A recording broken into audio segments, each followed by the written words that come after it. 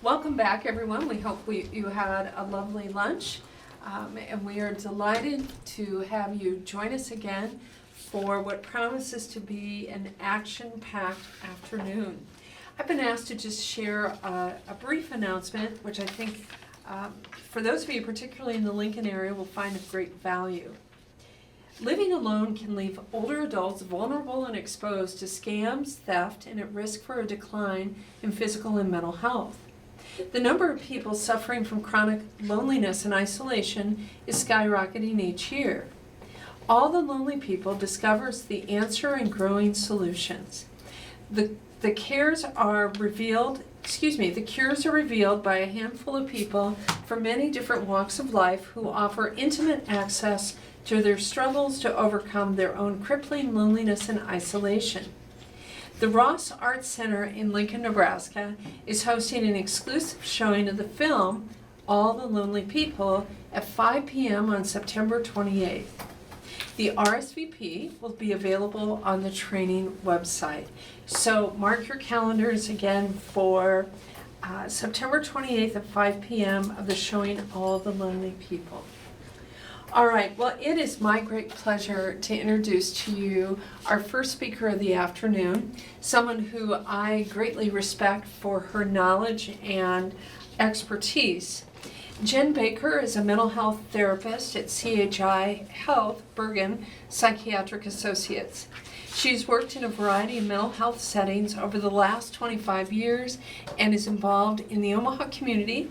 As an adjunct instructor in Truth in Advertising, she teaches mental health and aging for the Department of Gerontology, does a brilliant job.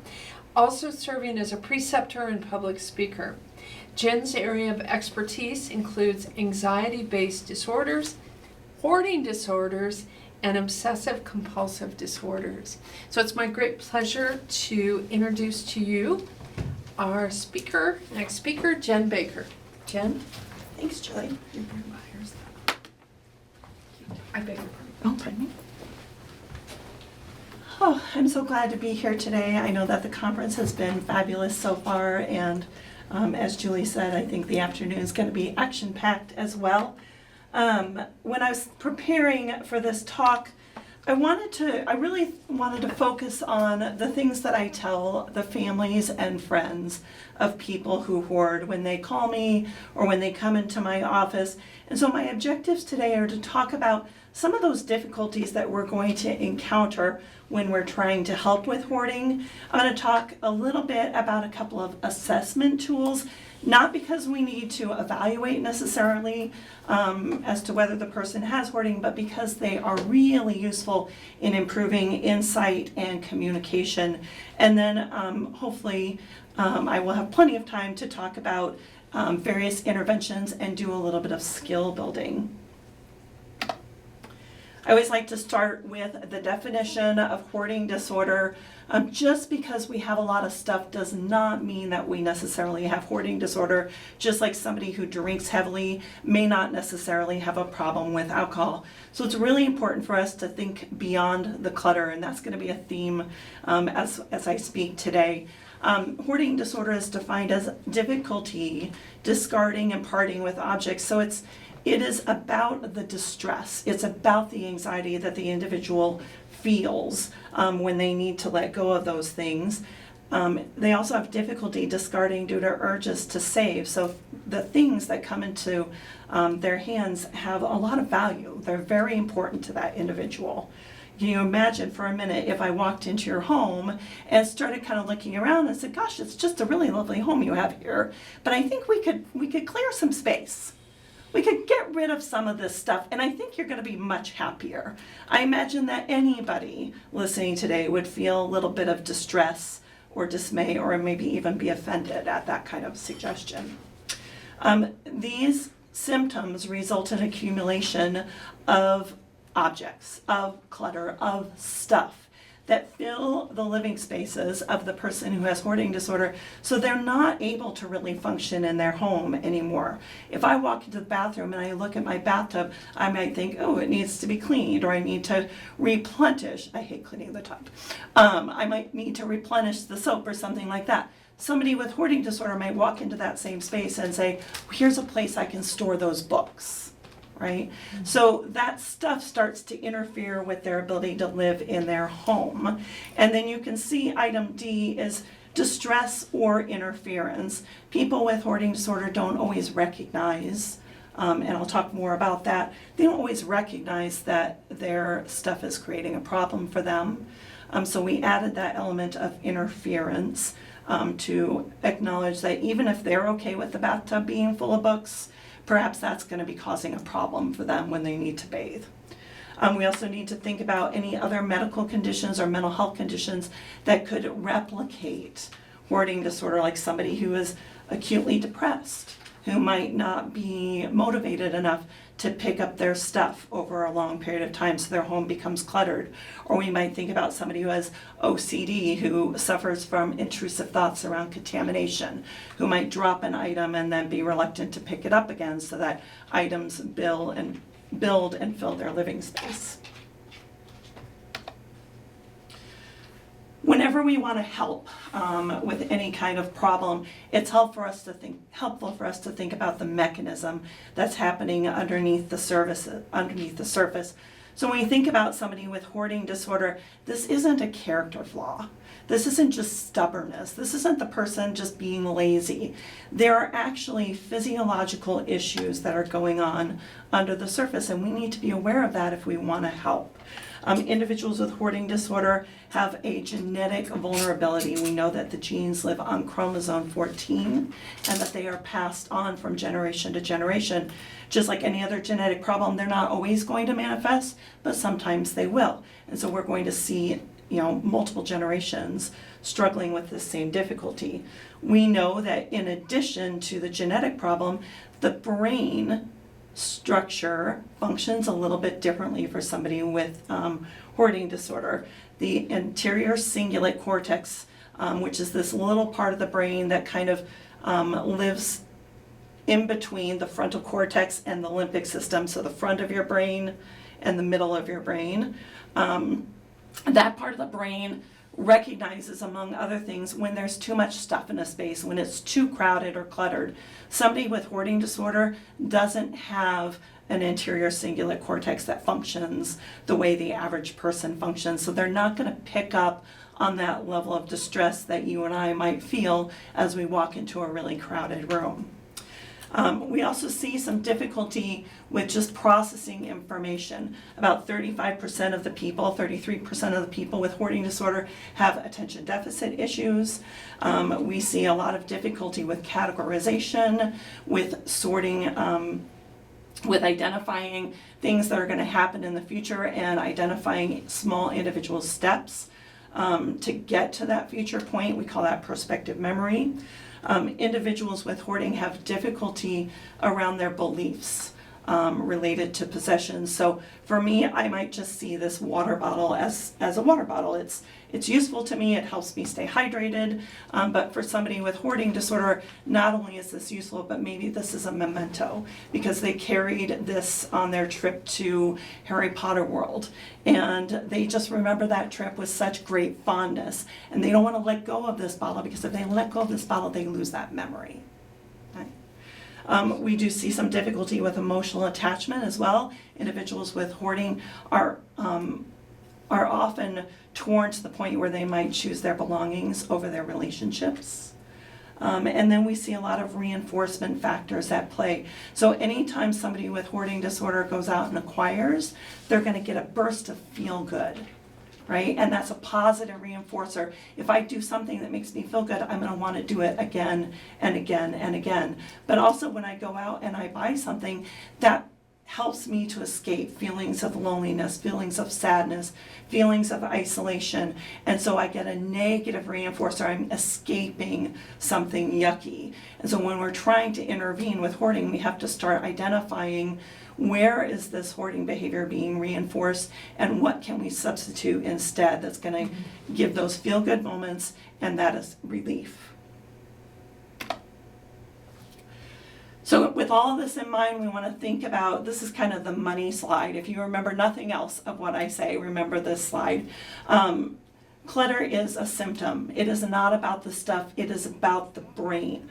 And so we can go in and we can clean out that space and the problem will persist because all we did was eradicate a symptom of the problem. So if you truly want to intervene, you're going to have to reach out to that individual and you're going to have to work with them to challenge some of those things that they tend to avoid that create distress in them, having to make decisions, having to face the possibility that they might make a wrong or less than perfect decision, having to challenge their beliefs about belongings and recognize that a water bottle is sometimes just a water bottle, that I'm not going to lose those memories that I associate with the bottle if I let the bottle go. Physically reducing the clutter is, however, a necessary part of helping. And so I'm going to talk with you guys later about ways that we can do this that aren't too distressing or overwhelming. That process will help change beliefs around possessions, and it will also help facilitate better organizational strategies that will ultimately, over time, reduce the problem. So we're armed now. We know what to do. We understand that our loved one isn't just being stubborn or lazy, but we go in and the person doesn't want our help. So why is that? Well, part of that change in the brain that happens with hoarding disorder also impacts insight. And so the people who are living in the clutter don't see it anymore. And often you can take a photograph and you can show the client when they're away from the home and you can say, well, here's a picture of your living room, and they will be shocked. Like, they're like, what? That's not my living room. And they go, yeah, it is. And they'll look closer and they'll be like, it doesn't look like that to me. Or you come into the home and they're very embarrassed and ashamed. They start looking around and like, oh my gosh, I'm so sorry, right? But as soon as you leave again, they don't see it anymore. They just see that prized possession. They start to see, that beautiful bird statue that they got from their Aunt Grandma Nanny, whoever. So when we look at studies, we see that insight in hoarding clients is partial in about 12%, entirely lacking in 73% of individuals. And that only leaves about 15% that really have fair or good insight into their problem. We also see a high number of co-occurring mental health issues. I know we've talked about that today. Other speakers have addressed it. Just one statistic, 73% of people with hoarding disorder are also going to have a major depressive disorder. Somewhere in the 20s and 30% we start to see other anxiety-based disorders coming in. Over time, individuals with hoarding disorder have a lot of negative experiences. They have a lot of shame about their problem. They might develop fear or mistrust of letting people into their homes. They've probably had a lot of negative encounters with people they love the most, family and friends, who are frustrated with them and who try to argue with them, plead with them, and then maybe even resort to taking things out without the person knowing. And imagine if you came home and you were looking for something that you valued greatly and it's gone. And you cannot find it. And then you start asking around and finally your loved one admits, well, I put that on the trash heap this morning. It went out with the trash pickup. You don't need it, right? It's going to create a lot of distress. And so people are going to say, no, I don't want that help. Leave me alone. And then just for your information, the average length of intervention can really be off-putting, both for the individual with hoarding, for families, and for providers. We're talking about 1.5 to 2 years of regular, consistent follow-up.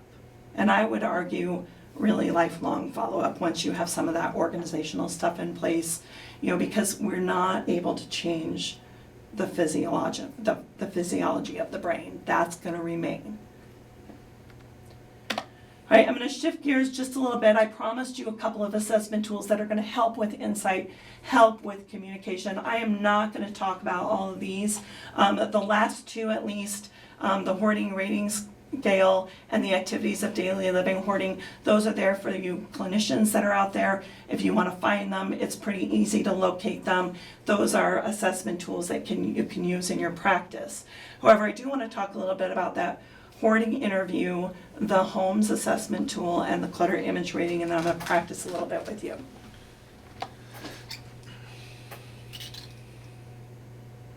Sorry, my gift of gab argues and fights with my chronic laryngitis. So, all right, so we're going to start out with the hoarding interview. Anytime that I want to help, I need to build a rapport. I need to get a foot in the door. My mentor used to tell a story about this hoarding client that she was kind of assigned to when she first started out, and she would show up at his doorstep and he would just slam that door in her face, and so she started showing up with a basket of muffins.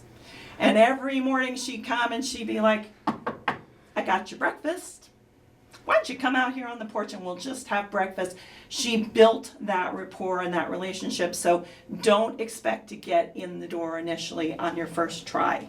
We do want to combine this interview with a tour if at all possible. People who don't have good insight about their stuff are going to have a hard time telling you some of this information if you can't see it for yourself. Thanks to COVID over the last couple of years, I can tell you that a virtual tour is nearly as good as being in the home, depending on your stomach for motion sickness and depending on the ability of the person with the camera to kind of show you around. So you don't have to necessarily be there in person, although in person I think is truly better. So we're going to tour the home. We're going to take notes about what objects we're seeing there. We're going to notice the reactions of the individual as we come into their space. Are they afraid? Are they anxious? Are they defensive? Is the home booby-trapped? There's some really fascinating stories that you can hear and read about where people with hoarding disorder have actually been isolated and been so anxious and so afraid for so many years that they've actually created little deadfalls or brought gasoline in to create little traps for anybody who might be coming in to steal their belongings. Those are the extremes. When you're in the home, you're going to keep an eye out for where to start. What's going to be the easiest place? What's going to be the smallest place? Is there any kind of hint of organizational systems? If the person has already tried by bringing in containers, which is something like the third most commonly hoarded item, and they've bought a bunch of containers, let's note that. Let's think about that. Where were those containers? Can we use that? If the person is keeping their mail or their meds on the dashboard of their car, personally, I don't think that's going to be the best thing, but it is a system that I can tap into later when I try to help. So I'm not going to try and change that. I'm just going to try to use it. And then we're going to think about family and friends. What role have they played? How engaged are they? Are they hostile or hurt? Or can they be of assistance? Looking for health and safety issues. And there's a tool I'm going to mention next that will help with that. Talking to the person about difficulties created by their hoarding, and then we want to know what interventions efforts have been tried in the past. If somebody pulled up before with a dumpster and came in and wholesale cleaned things out, if they were raided, right, by police or by DHHS, they want to know that. We want to know that so that we can avoid some of those same mistakes. The Homes Risk Assessment is a tool. You can find it online. There's one link there, but you can find it in numerous locations. This is a way to conceptualize the risk of the hoarded environment. It takes into account specific concerns related to hoarding, such as health issues, obstacles, the mental health of the person or persons that are living there, risk or endangerment, and then structural risks. Books weigh a lot. So you walk into a home, I might not think too much about bookshelves and piles and stacks of books until I start thinking about how strong is that floor? And how high are those piles of books? And are we going to have problems with that structure staying up?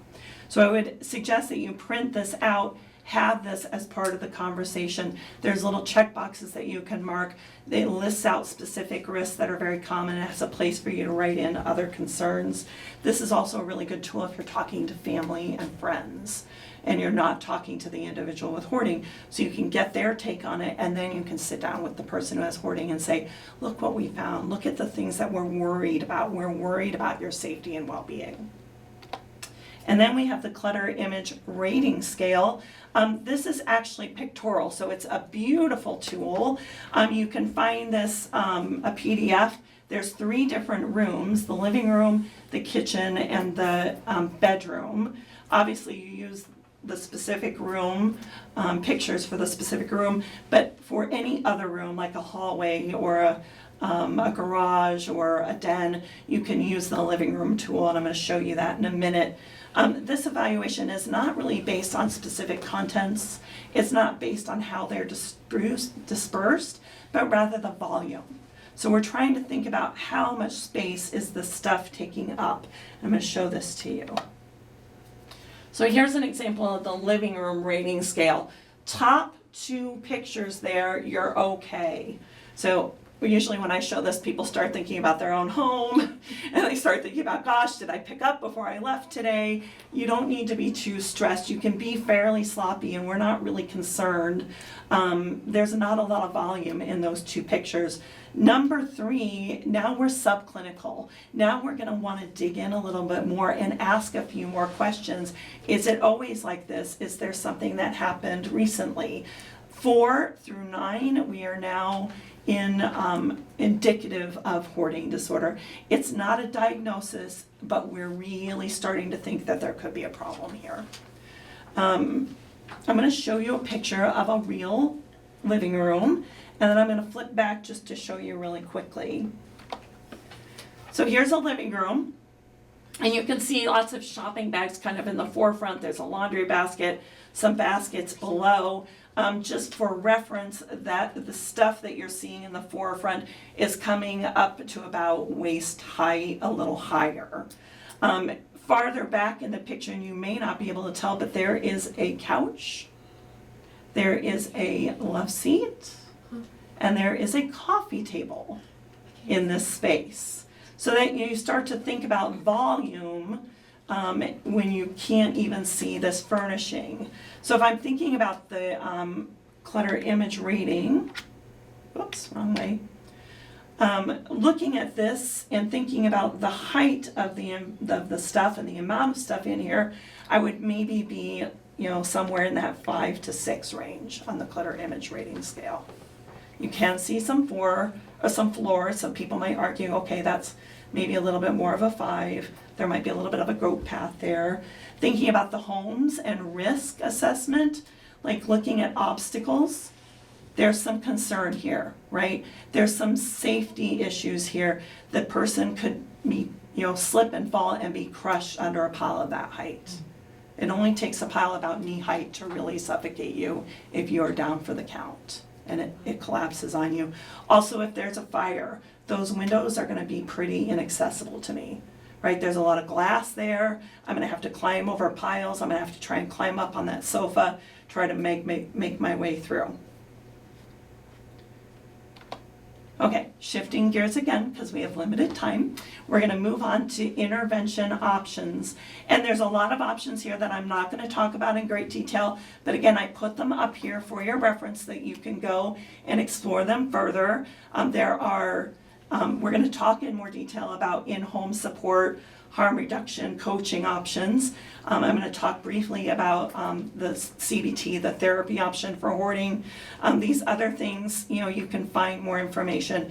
Buried in Treasures is peer-led support. There has been some recent studies to try and look at, do those peer-led groups get as good of a result as like a professional-led group therapy or individual therapy, and the results varied. It kind of depended on who was leading the groups. Somebody who was peer-led, who had a ton of experience in recovery, got very good results similar to group therapy. For somebody who didn't have as much experience, those results went down. And then obviously there's support groups, there's Messies Anonymous, medications. SSRIs may help, but it's not helping hoarding, it's helping the co-occurring issues. And then obviously we're all very familiar with a clean out approach.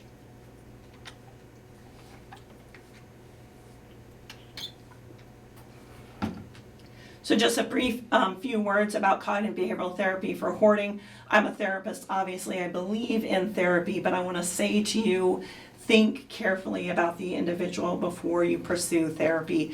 It is time consuming, it is expensive, especially with with much older adults, middle to older adults, they're gonna be challenged with some of those cognitive abilities, some of that follow-up that they're gonna have to do. It's cognitive behavioral therapy, so you're gonna be required to do regular homework. You're going to be coming for office sessions every week. You're gonna have trouble with payers because they're not gonna wanna support always those in-home sessions that have to happen every other week. You can kind of do a little workaround with that by getting a trained in-home coach, but that also is a challenge when it comes to resources. You need to practice in acquiring locations. So you're gonna take the person out, we're gonna go to a store and we're gonna go do a non-acquiring shopping trip. And they're gonna be exposed to this desire to get this item, and then we're gonna carry it around in their cart, and then they're gonna put it back, and they're gonna leave, and they're gonna feel the distress that happens, but they're also gonna recognize that that distress only lasts for so long, right? It's exposure work. Cognitive behavioral therapy paired with exposure and response prevention. Okay, we do sometimes do supported cleanouts, especially if the individual is on the verge of eviction. Like, we don't want to do a cleanout, but we don't want that person homeless either. And so when we do a cleanout, we're going to try and do it in a supported way. We're going to get a top 10 list of things that are preserved, that are saved, and give that person some say-so in what's happening. What's going to be a more useful approach for the average helper is a harm reduction strategy, right? So think about drug addiction, right? And needle exchange programs. That's a harm reduction strategy. We are not fixing the addiction. We are reducing the harm that comes from the problem. So hoarding interventions respond to this as are useful in this manner as well. So we're going to go in and just sit down and assess the harm potential, just as I already said, using some of those tools that we've talked about. You're going to set realistic goals that center on comfort and safety. We are not going for house beautiful. We are going for house functional, right? In recovery, the average person with hoarding disorder is going to have a home that is much more full than what you and I are probably going to be comfortable with. But it's going to be a home where they can, take a shower, where they can sit at a table and eat a meal, where they can get from point A to point B without running into trip and slip hazards. We're going to think about engaging a team, because if you have ever been in a hoarded home, just one-on-one with you and the problem and the person who has hoarding, it is a ton of work. Okay? Then you're going to start focusing on how can reduce this harm, and we're going to expect that this is going to be an ongoing process. We're going to need to negotiate. We're going to need to collaborate. We're going to need to come back regularly, time after time after time, to try and get this managed, because we're not treating the illness, we're just trying to help the person live with it. So here's some harm reduction examples. So we have a picture here that I stole off the internet, thank you to Kevin Bender. This is a hoarded kitchen, right? And there's a focus here, there's a lot of food items here, and so our target for harm reduction could be to eliminate unsafe food, because at first glance, some of that stuff, may have just come in from the grocery store. Some of it may have been sitting there for years, right? And so what are the strategies that we're going to use? Well, we're going to negotiate with the person. Can we discard all food that's expired? I will tell you right now, that sounds simple. It is not. It is super complicated, because they're going to tell you, I will tell you, we have this conversation in my home, that's a best by date. Those expiration dates are made up. They're just for lawsuit purposes, right? So you're going to have to agree what's a good, reliable source. Can we go to the FDA? There are some good websites out there where you can agree, we're going to abide by what this website says. And then everything that is expired is going to go out. We're going to create par lists, either inside or outside the cupboards, because individuals with hoarding, you'll often go into the house and you'll see cupboards and closets and drawers that are empty, because they don't trust their memory. They think they have memory problems. They don't have memory problems, not in recall, but they have overwhelmed memories. They have memories that are just so overburdened that they can't keep up with the volume. And so they want to keep things in line of sight. So you're going to have to negotiate. Do we put a list on outside of cupboard? Do we put a list inside cupboard? Can we get some organization in here? If you're looking at this space, can you see? You know, are canned goods lumped together? You know, are some of the oils put together? Is there something that you can use and build off of? We're going to try and maybe limit acquiring. So shopping to once a week, right? Or once every other week. We're going to think about who's eating this food. We're going to do some menu planning. These are all examples of harm reduction strategies. Here's another space. Some of you familiar with my talks might recognize this room. This home belonged to a quite an older lady, and she would leap into that chair to try and bypass that big pile of slippery paper. We're going to try to create a safe path for her. We're going to try to limit the stuff that's coming into the home by getting on that opt-out list for junk mail.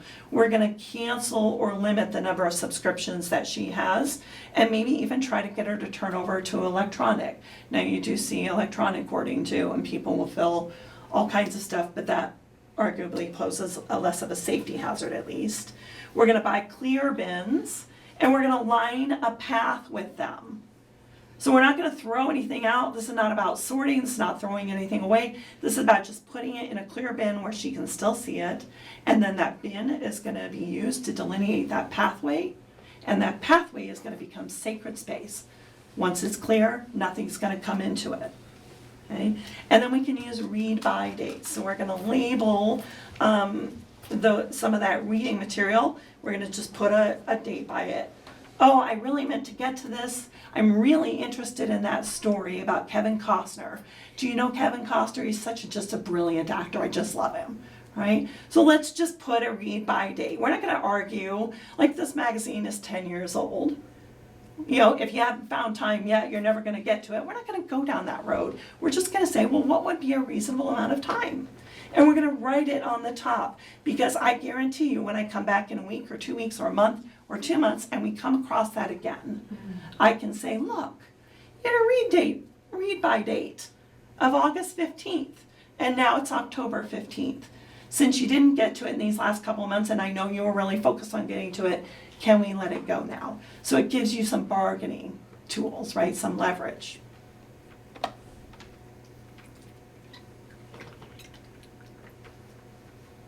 I mentioned that people who do not have hoarding disorder might feel a little bit overwhelmed by all the stuff in a space, and it might that leads to our tendency to just want to roll up our sleeves and just shovel it out and pitch it. But we can't do that, because that stuff is a variety of importance. Like, you're going to sit down and sort through a pile, and you're going to find an old McDonald's coupon, and underneath that you're going to find a photograph of a great grandmother that still managed to be in existence, and below that you're going to find some old school papers, and below that you're going to find a $100 bill. So if we go in and we shovel it, not only do we create a lot of distress, but we also create a lot of loss for the individual with hoarding. So to fight that challenge of being overwhelmed, we can use a tool called room mapping or house mapping. It's a pretty simple process. You're going to divide the home into zones or quadrants, and you're going to say, okay, we're going to focus on this room first, and then we're going to move to this next room and to this next room. It is sometimes very appropriate to include the front yard, the backyard, the car, because these are places that also get hoarded. And include storage units. Storage units are usually kind of down at the bottom of the list, and we might be inclined to boost those up because they do cost the person money, but it's not a safety risk, it's not a health risk. So we might put those on the list, but they're going to be lower in the zones. Obviously, we're always going to be looking for the highest area of risk, or the highest area of motivation, or the smallest space. If we start with the smallest space, we're going to see gains much quicker. That's going to boost motivation and help keep that person engaged, right? If you're tapping into motivation, you might try and find, tap into what do they want from this work? Well, I really, really want to be able to have dinner with my family. Then I might focus on a kitchen, right? I'm going to show you a picture here. So this is just a little schematic of a house. And you can see kind of in that lower right quadrant, we have kind of the kitchen area. We're going to start there. There's a nice entrance from the back that we're going to use to get in, so that makes sense why we're starting in that area. Maybe this individual really does miss those family dinners and they'd like to have a space where they can just sit together and eat. Then we have the bathroom. That's a small space, so we're going to move to that space next. And then maybe we're going to proceed to the bedroom. Maybe this is, one of their, the kids' bedrooms or something like that, and we want to really make an improvement in their lives. Once we have a plan for where we're going to go in the house, we're going to subdivide the individual room that we're working in. And so here's that kitchen again, right? We're going to start at the entrance. This is all very common sense. Start at the entrance to the room, and we are going to move in whatever direction makes the most sense. In this case, I put quadrant 2 or zone 2 as the oven, because I want to get to that fire hazard as quickly as possible, right? And then we're going to move to where the refrigerator is, and we're going to get rid of all that old wasted food that might be accumulating. And then we're going to get to that table, which is maybe a higher level of motivation for the client, but maybe a lower risk area. Now let me show you what this looks like in an actual hoarded space. So you look at this room, you walk in, where do I even start, right? It's easy to feel overwhelmed. But if I have my mental map, I can start with this zone right by the door, quadrant 1. I can then move to the fridge. Obviously this is not the same layout, but forgive that. I can then move to the refrigerator, then I can get to that sink, right, and get that stove cleared off. It's actually not too bad, so we're not as worried about that. And then lastly, we're going to go for that table, which is going to be a lower risk level. Okay, so I'm talking about we're going to do this, right? But what are we going to do? How are we going to do this? We're going to do a step-by-step sorting process, and we use 3 piles. We're going to set a timer. And you're going to really want to set a timer for like an hour. Sorting is hard work. Hoarding disorder is an anxiety-based problem.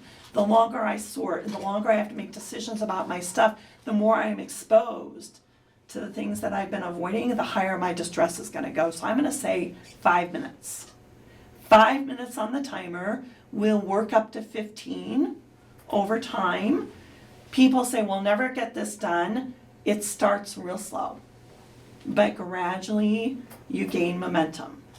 So you're going to set 5 minutes on the timer. We're going to pick up an item and we're going to talk about it. We're going to use some decision-making questions, and you're just going to ask the person, tell me about this item.